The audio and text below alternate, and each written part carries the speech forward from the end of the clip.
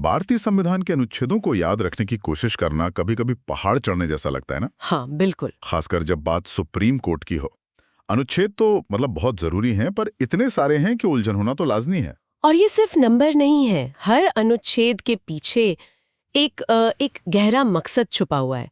अनुच्छेद 124 से लेकर 134 तक तो सुप्रीम कोर्ट की पूरी बुनियाद और उसकी शक्तियों की कहानी बताते हैं। तो आज हमारी कोशिश इसी कहानी को समझने की है, और हमारे पास जो स्रोत हैं वो इन मुश्किल अनुच्छेदों को याद रखने का एक बड़ा ही दिलचस्प तरीका बताते हैं। इसे रटना नहीं है, बल्कि एक लॉजिक में समझना है। बिल्कुल। और इस समझ के लिए हमारे पास एक मास्टर की है, एक ऐसी लाइन जो इन सारे अनुच्छेदों के क्या कहते हैं दरवाजे खोल देगी। और वो लाइन है, एससी ने सार्क को सीट ऑफर की। सुनने में शायद थोड़ा अजीब लगे, पर आज हम इसी एक लाइन के सहारे देखेंगे कि कैसे अनुच्छेदों की एक सूखी लिस्ट एक यादगार कहानी बन जाती है। तो शुरू करें? हाँ, चलिए इस कहानी की परतें खोलते हैं। किसी भी बड़ी संस्था की कहानी उसकी नींव से शुरू होती है। तो हमारी कहानी का पहला पड़ाव है अनुच्छेद 124। स्रोत इसे सुप्रीम कोर्ट का जन्म कहता है, लेकिन सिर्फ ये कह देना कि भारत का एक सर्वोच्च न्यायालय होगा, ये तो काफी नहीं है। नहीं, बिल्कुल नहीं। तो एक संस्था को खड़ा करने के लिए और किन किन बुनियादी चीजों की नींव इस अनुच्छेद में रखी गई है? आपने बहुत सही सवाल पूछा। अनुच्छेद 124 सिर्फ एक घोषणा नहीं है, ये एक ब्लूप्रिंट है। अच्छा। ये कहता है कि एक सुप्रीम कोर्ट होगा, लेकिन साथ ये भी बताता है कि उसमें एक मुख्य न्यायाधीश यानी सीजेआई और अन्य न्यायाधीश होंगे। और सबसे अहम बात, क्या? ये न्यायाधीशों की संख्या तय करने का अधिकार संसद को देता है, यानी समय के साथ जरूरत पड़ने पर अदालत का आकार बदला जा सकता है। मतलब ये एक लचीला ढांचा है, और न्यायाधीशों की नियुक्ति, उनका कार्यकाल या फिर उन्हें हटाने की जो मुश्किल प्रक्रिया है, क्या इन सब की जड़ें भी इसी अनुच्छेद में है? बिल्कुल। नियुक्ति की कोलिजियम प्रणाली से लेकर 65 साल की उम्र में रिटायरमेंट और महाभियोग जैसी जटिल प्रक्रिया, ये सभी सुरक्षा कवच अनुच्छेद 124 में ही दिए गए हैं। तो ये सच में सुप्रीम कोर्ट का फाउंडेशनल आर्टिकल है। हाँ, इसके बिना आगे के किसी भी अनुच्छेद का कोई मतलब ही नहीं है। तो ये हमारी कहानी का शुरुआती बिंदु है। हमारे स्रोतों में एक शब्द दिया गया है, शेख रकौफ। शेख रकौफ सुनने में तो किसी पुराने उपन्यास का किरदार लगता है। लगता तो है, पर असल में ये 7 अक्षर SAQRCOAF हमें सिखाते हैं कि भारत की सबसे बड़ी अदालत को कागज से हकीकत तक कैसे बनाया गया। तो शुरू करते हैं। चलिए इस संस्था की नींव का पहला पत्थर रखते हैं, शेख से। बिल्कुल। किसी भी बड़ी इमारत के लिए सबसे पहले तो जमीन चाहिए होती है। एकदम सही। तो शेख यानी SAQ का पहला अक्षर S, इसी से जुड़ा है। S फॉर सीट यानी स्थान। अनुच्छेद 124(1) कहता है कि भारत का एक सर्वोच्च न्यायालय होगा और उसका स्थान दिल्ली होगा। अब ये बात तो बहुत सीधी लगती है। ऊपर से देखने पर सीधी लगती है, लेकिन इसका एक सांकेतिक मतलब भी है। ये सिर्फ एक पता नहीं है, ये न्याय के केंद्र को एक स्थायी पहचान देता है। अच्छा। हाँ, ये पूरे देश को एक सिग्नल है कि इंसाफ की सबसे ऊंची आवाज कहाँ से आएगी। ये उस संस्था की शक्ति को एक भौतिक रूप देता है। अच्छा, तो ये सिर्फ भूगोल नहीं बल्कि अधिकार का एक केंद्र स्थापित करने जैसा है। बिल्कुल। ठीक है, तो जगह तय हो गई। अब हमें वहां काम करने के लिए लोग चाहिए। यहीं शेख का अगला अक्षर आता है, अपॉइंटमेंट यानी नियुक्ति। और ये यानी अनुच्छेद 124(2) शायद इस पूरे ढांचे का सबसे संवेदनशील और बहस वाला हिस्सा है। यहीं से न्यायपालिका की आजादी की कहानी शुरू होती है। अगर जजों को नियुक्त करने का तरीका साफ और तय नहीं होगा, तो सरकार अपनी पसंद के लोगों को बिठा सकती है। और यहीं पे वो कोलेजियम सिस्टम और सरकार के बीच का तनाव सामने आता है ना। मैंने NJAC के बारे में पढ़ा है। हाँ, वही कोलेजियम सिस्टम में मौजूदा सीनियर जज ही नए जजों के नाम की सिफारिश करते हैं। सरकार ने इसे बदलने के लिए NJAC यानी नेशनल जुडिशियल अपॉइंटमेंट्स कमीशन का कानून बनाया था, जिसमें सरकार के प्रतिनिधि भी थे। हाँ, जैसे कानून मंत्री, वो भी नियुक्ति प्रक्रिया में शामिल होते। लेकिन सुप्रीम कोर्ट ने उसे रद्द कर दिया। हाँ, ये कहते हुए कि इससे न्यायपालिका की स्वतंत्रता में दखलंदाजी होगी। तो ये A फॉर अपॉइंटमेंट सिर्फ एक प्रक्रिया नहीं है, ये सत्ता के संतुलन को लेकर एक लगातार चलने वाली बहस है कि जजों को कौन चुनेगा और उस प्रक्रिया में पारदर्शिता कैसे होगी। सही कहा। ठीक है, तो हमने ये तय कर लिया कि लोग कैसे नियुक्त होंगे, लेकिन कौन लोग इस पद के लायक हैं। यहीं पर शेख का आखिरी अक्षर क्यों आता है? क्वालिफिकेशन यानी योग्यता। अनुच्छेद 124(3) इसके लिए एक फिल्टर सेट करता है।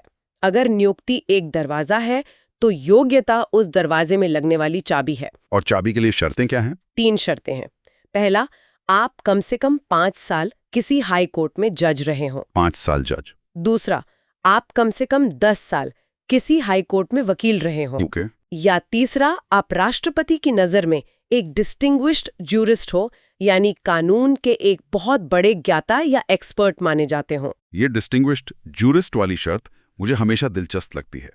ये तो एक बेहतरीन रास्ता है कि किसी शानदार लॉ प्रोफेसर या लेखक को सीधे सुप्रीम कोर्ट में लाया जा सके। क्या ऐसा कभी हुआ है? यही तो सबसे हैरान करने वाली बात है। आज तक इस तीसरी श्रेणी से किसी की भी नियुक्ति सीधे सुप्रीम कोर्ट में नहीं हुई है। सच में? तो क्या ये प्रावधान संविधान में सिर्फ एक आदर्शवादी विचार बनकर रह गया है? ऐसा क्यों है? ये एक बहुत बड़ा सवाल है। शायद ये दिखाता है कि हमारी न्यायपालिका की परंपरा में अदालती अनुभव, यानी एक जज या वकील के तौर पर काम करने को एकेडमिक ज्ञान से ज्यादा तरजीह दी जाती है। संविधान बनाने वालों ने तो एक खिड़की खोली थी, लेकिन न्यायपालिका ने उस खिड़की का इस्तेमाल अब तक नहीं किया है। तो एसएक्यू से हमने अपनी संस्था की नींव रख दी, एक जगह सीट, लोग कैसे आएंगे, अपॉइंटमेंट और उनकी क्वालिफिकेशन क्या होगी। लेकिन संस्था बनाना एक बात है, उसे चलाना और उसमें जवाबदेही तय करना दूसरी। बिल्कुल, क्योंकि जहाँ शक्ति होती है वहाँ जवाबदेही का सवाल हमेशा खड़ा होता है। और यही सवाल हमें हमारे निमोनिक के दूसरे हिस्से पर ले जाता है, रकॉफ, RCOAF। इसका पहला अक्षर है आर, यानी रिमूवल। अनुच्छेद 124(4) जजों को हटाने की प्रक्रिया के बारे में बताता है, जिसे महाभियोग या इम्पीचमेंट भी कहते हैं। और संविधान बनाने वालों ने इस प्रक्रिया को जानबूझकर बहुत ज्यादा मुश्किल बनाया है। सोचिए क्यों? ताकि कोई सरकार किसी जज को सिर्फ इसलिए न हटा दे क्योंकि उसका फैसला सरकार को पसंद नहीं आया। बिल्कुल, ये न्यायिक आजादी की सबसे बड़ी गारंटी है। लेकिन क्या ये सुरक्षा कवच इतना मजबूत नहीं बन गया है कि ये जवाबदेही कोई खत्म कर दे? अगर किसी जज को हटाना लगभग नामुमकिन है, तो फिर उनके गलत फैसलों या व्यवहार के लिए उन्हें जिम्मेदार कैसे ठहराया जाएगा? ये इसका दूसरा पहलू है और एक बहुत ही जायज चिंता है। भारत के इतिहास में आज तक सुप्रीम कोर्ट के किसी भी जज को महाभियोग से हटाया नहीं जा सका है। किसी को भी नहीं? नहीं। जस्टिस वी रामास्वामी के खिलाफ प्रक्रिया शुरू हुई थी, लेकिन वो संसद में जरूरी बहुमत हासिल नहीं कर पाई। इसके लिए संसद के दोनों सदनों में 2/3 बहुमत चाहिए होता है। तो ये एक तरह का न्यूक्लियर बटन है? हाँ, मौजूद है पर इस्तेमाल लगभग नहीं होता। आप ऐसा कह सकते हैं। ये सुरक्षा और जवाबदेही के बीच एक बहुत नाजुक संतुलन बनाने की कोशिश करता है, और इस पर हमेशा बहस चलती रहती है कि ये संतुलन सही है या नहीं। ठीक है, तो हटाने की प्रक्रिया बहुत मुश्किल है। लेकिन मान लीजिए प्रक्रिया शुरू हो भी गई, तो ये आरोप सही हैं या गलत? हाँ, इसका फैसला कौन करेगा? क्या जज खुद अपने साथी की जांच करेंगे? बहुत अच्छा सवाल है, और ये हमें सीधे अगले अक्षर C पर ले आता है। C फॉर क्रिएट लॉ या कमिटी। अच्छा। अनुच्छेद 124(5) कहता है कि संसद को ये अधिकार है कि वो कानून बनाकर ये तय करे कि किसी जज के खिलाफ लगे आरोपों की जांच कैसे की जाएगी। अच्छा, तो यहाँ विधायिका यानी संसद का रोल आता है। हाँ, यहीं पर शक्तियों का पृथक्करण काम करता है। न्यायपालिका की जवाबदेही तय करने में विधायिका की भी भूमिका है। संविधान ने ये काम पूरी तरह से न्यायपालिका पर नहीं छोड़ा, और संसद ने इस शक्ति का इस्तेमाल करके जजेस इंक्वायरी एक्ट 1968 बनाया भी है, जो पूरी प्रक्रिया बताता है। ये दिखाता है कि कोई भी संस्था पूरी तरह से अकेली नहीं है। सब एक दूसरे से जुड़े हैं और एक दूसरे पर नजर रखते हैं। ठीक है, तो नियुक्ति हो गई, योग्यता तय हो गई, हटाने का मुश्किल तरीका भी बन गया। अब जब कोई जज अपना पद संभालता है तो उससे ठीक पहले एक बहुत जरूरी कदम होता है, और वो है अक्षर O, ओथ यानी शपथ। अनुच्छेद 124(6) के मुताबिक हर जज को पद संभालने से पहले राष्ट्रपति के सामने शपथ लेनी होती है। ये सिर्फ एक रस्म तो नहीं हो सकती, इसका मतलब गहरा होगा। ये सिर्फ एक रस्म नहीं है, ये एक जज और संविधान के बीच का एक वादा है, एक अनुबंध है। एक अनुबंध? हाँ, जब एक जज शपथ लेता है तो वो सार्वजनिक तौर पर कहता है कि उसकी निजी मान्यताएं, उसके विचार, उसका धर्म, सब कुछ संविधान से नीचे है। उसकी पहली और आखिरी वफादारी संविधान के प्रति है। तो ये शपथ एक तरह से उनका नैतिक कंपास बन जाती है, जो उन्हें याद दिलाती है कि वो कुर्सी पर एक व्यक्ति के तौर पर नहीं बल्कि संविधान के संरक्षक के तौर पर बैठे हैं। बिल्कुल सही कहा। ये उन्हें हमेशा सही दिशा में रखने के लिए है। चलिए, अब हम अपने निमोनिक के आखिरी अक्षर पर पहुंच गए हैं, एफ। एफ का मतलब है फॉर्मर जज, यानी पूर्व न्यायाधीश। अनुच्छेद 144(7) एक बहुत ही दिलचस्प नियम बनाता है। यह कहता है कि सुप्रीम कोर्ट से रिटायर होने के बाद कोई भी जज भारत की किसी भी अदालत में वकालत नहीं कर सकता। ये तो काफी सख्त पाबंदी लगती है। इसके पीछे क्या सोच है? इसके पीछे दो बड़ी वजह हैं। पहली, पद की गरिमा बनाए रखना। सोचिए, जो व्यक्ति कल तक देश की सबसे बड़ी अदालत में बैठकर फैसले सुना रहा था, वो आज रिटायर होकर किसी निचली अदालत में एक वकील के तौर पर बहस करे। तो इससे उस पद का रुतबा कम हो सकता है। बिल्कुल। और शायद हितों के टकराव का भी मामला बन सकता है। बिल्कुल। ये दूसरी और ज्यादा अहम वजह है। मान लीजिए कोई रिटायर्ड जज किसी बड़ी कंपनी का केस लड़ने लगे और सामने बेंच पर उनके पुराने साथी जज बैठे हों। भले ही सब कुछ निष्पक्ष हो, लेकिन आम जनता में ये संदेश जा सकता है कि उन्हें अपने पुराने संबंधों का फायदा मिल रहा है। अच्छा। ये नियम न्यायपालिका में लोगों का भरोसा बनाए रखने के लिए बहुत जरूरी है। तो अब ये पूरी कहानी जुड़ रही है। शेख रकॉफ, एस से सीट यानी दिल्ली में न्याय का एक केंद्र, ए से अपॉइंटमेंट यानी नियुक्ति की स्वतंत्र लेकिन विवादित प्रक्रिया, क्यू से क्वालिफिकेशन यानी पद के लिए योग्यता और वो अनयूज्ड डिस्टिंग्विश्ड ज्यूरिस्ट क्लॉज, फिर आर से रिमूवल यानी सुरक्षा और जवाबदेही के बीच फंसी महाभियोग की मुश्किल प्रक्रिया, सी से क्रिएट लॉ यानी जांच के लिए संसद की शक्ति, ओ से ओथ यानी संविधान के प्रति निष्ठा का वादा, और एफ से फॉर्मर जज यानी रिटायरमेंट के बाद पद की गरिमा बनाए रखने का नियम। ये वाकई सिर्फ 7 अक्षर नहीं है। ये एक पूरी संस्था के जन्म, उसके काम करने के तरीके और उसकी आत्मा को बचाने की कहानी है। सही कहा। ये निमोनिक सिर्फ रटने का टोटका नहीं है, ये तो अनुच्छेद 124 के पीछे की पूरी फिलॉसफी को समझने का एक फ्रेमवर्क है। और ये हमें दिखाता है कि हर नियम, हर क्लॉज का एक गहरा मकसद है। एक ऐसी न्यायपालिका बनाना जो आज़ाद हो, काबिल हो और जिस पर देश भरोसा कर सके। और ये समझना हम सब के लिए जरूरी है, क्योंकि आखिर में यही आज़ाद न्यायपालिका हमारे संवैधानिक अधिकारों की आखिरी गारंटी है। सही बात है। हमारी मास्टर की से भी पहले हमें ये याद रखना है, 124 = सुप्रीम कोर्ट का जन्म। जी। एक बार संस्था का जन्म हो गया तो अब उसे चलाने वाले लोगों और नियमों की बात आएगी। ठीक है, तो अब जब सुप्रीम कोर्ट की स्थापना हो चुकी है, हम अपनी मास्टर की पर वापस आते हैं। एससी ने सार्क को सीट ऑफर की। जी। चलिए, इसके पहले शब्द सार्क को खोलते हैं। इसका हर अक्षर 25 से शुरू होकर एक अनुच्छेद की तरफ इशारा करता है। और ये सिर्फ एक मिनोमिक नहीं है, ये असल में अदालत के अंदरूनी कामकाज को समझने का एक तार्किक क्रम भी है। तो सार्क में पहला अक्षर है एस यानी सैलरीज, वेतन, अनुच्छेद 125। ये तो सीधा लगता है जजों की तनख्वाह, लेकिन इसमें भी कुछ गहरा मतलब छिपा है क्या? हाँ, और ये बहुत गहरा है। अनुच्छेद 125 कहता है कि न्यायाधीशों का वेतन संसद तय करेगी, लेकिन ये भारत की संचित निधि मतलब कंसोलिडेटेड फंड ऑफ इंडिया पर भारित होगा। अब इसका मतलब समझिए। हाँ, बताइए। इसका मतलब यह है कि जजों की सैलरी पर संसद में वोटिंग नहीं हो सकती, उसे कम नहीं किया जा सकता। अच्छा, ऐसा क्यों किया गया है? ये न्यायिक स्वतंत्रता की रीढ़ है। सोचिए, अगर सरकार किसी फैसले से नाखुश होकर जजों की तनख्वाह या पेंशन रोकने की धमकी दे सके, तो क्या कोई जज निष्पक्ष होकर काम कर पाएगा? नहीं, बिल्कुल नहीं। दबाव आ जाएगा। ये प्रावधान सुनिश्चित करता है कि जज बिना किसी सरकारी दबाव के आजादी से फैसले ले सकें।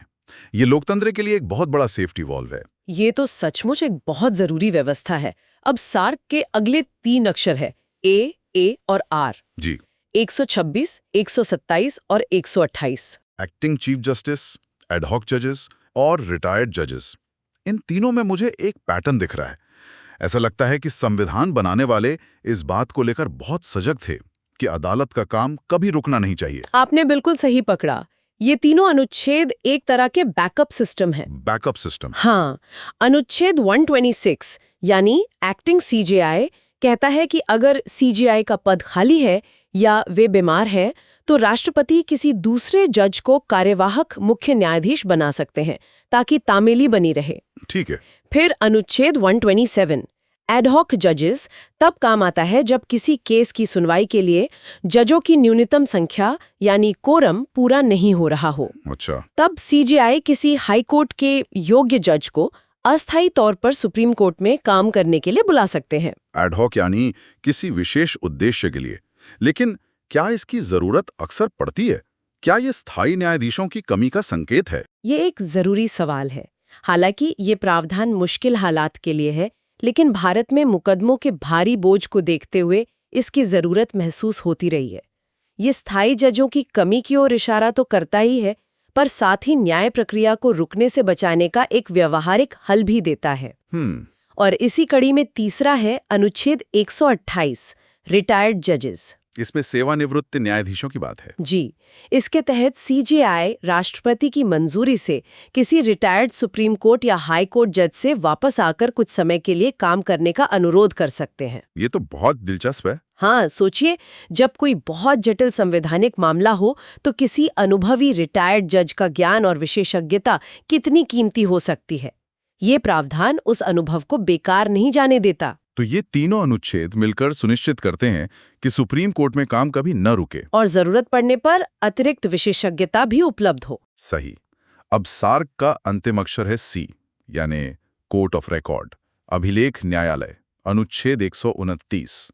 ये सुनने में थोड़ा तकनीकी है, इसका असल मतलब क्या है? इसके दो सीधे मतलब हैं।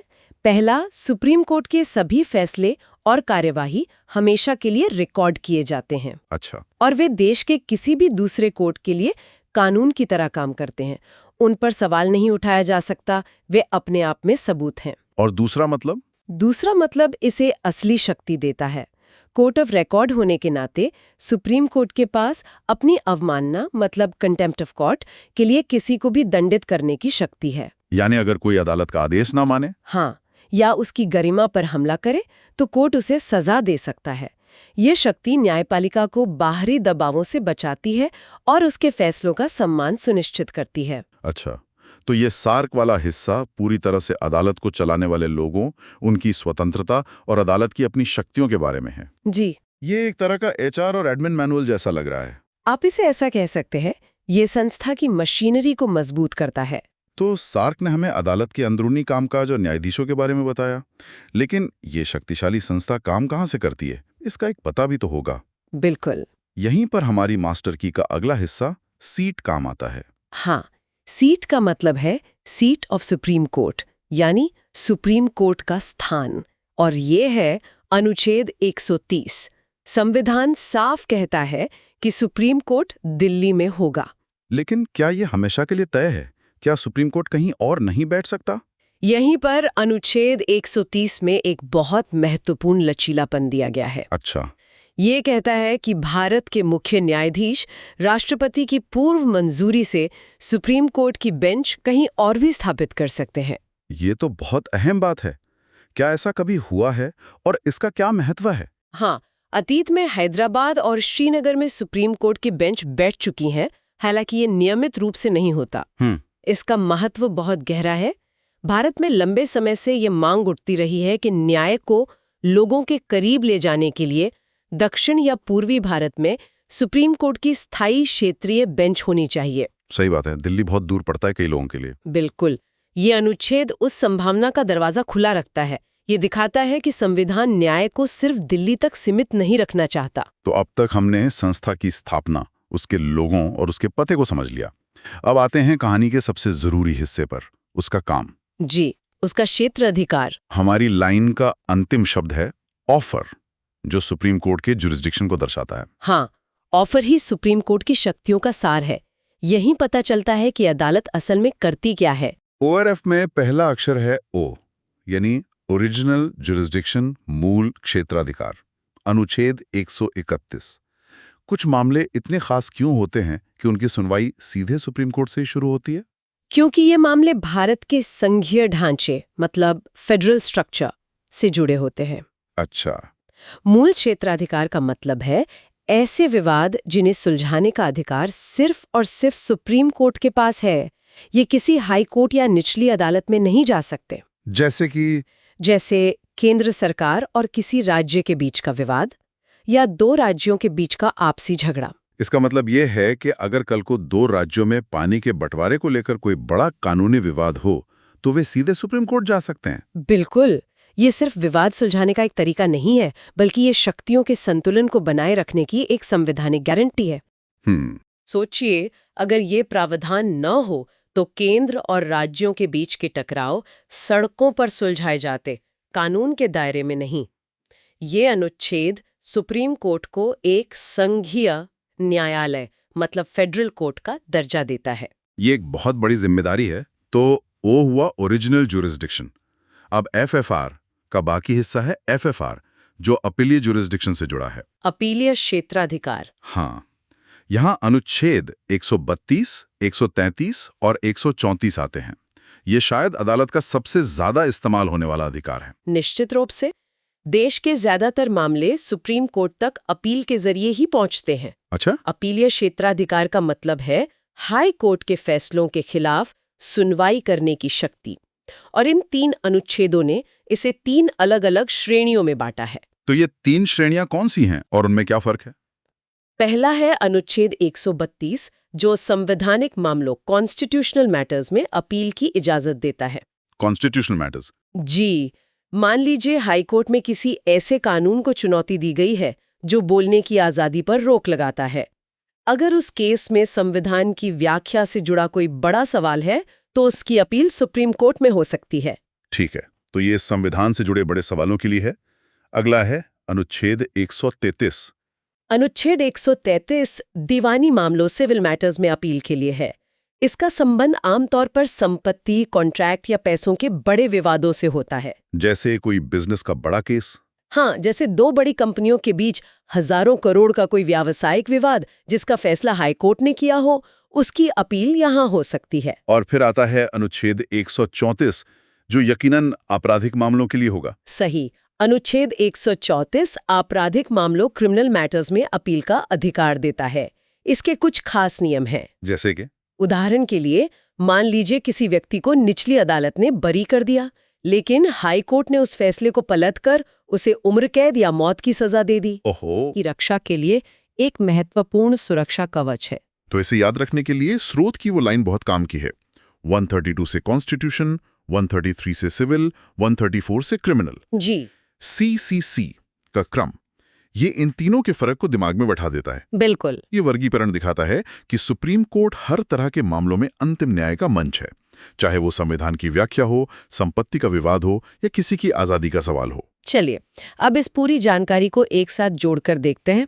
हमने अनुच्छेद 124 के जन्म से शुरू किया और 134 तक पहुंचे। जी, हमारी मास्टर की ने हमें रास्ता दिखाया और अब पूरी तस्वीर साफ नजर आ रही है। अगर हम स्रोत के फाइनल कंसोलिडेटेड फ्लो को देखें तो ये एक तार्किक कहानी बन जाती है। सबसे पहले अनुच्छेद 124 सुप्रीम कोर्ट का जन्म, संस्था की नींव रखी गई। फिर अनुच्छेद 125 से 129 न्यायाधीश और शक्तियां, जिसे हमने सार्क से समझा, यह संस्था की मशीनरी है।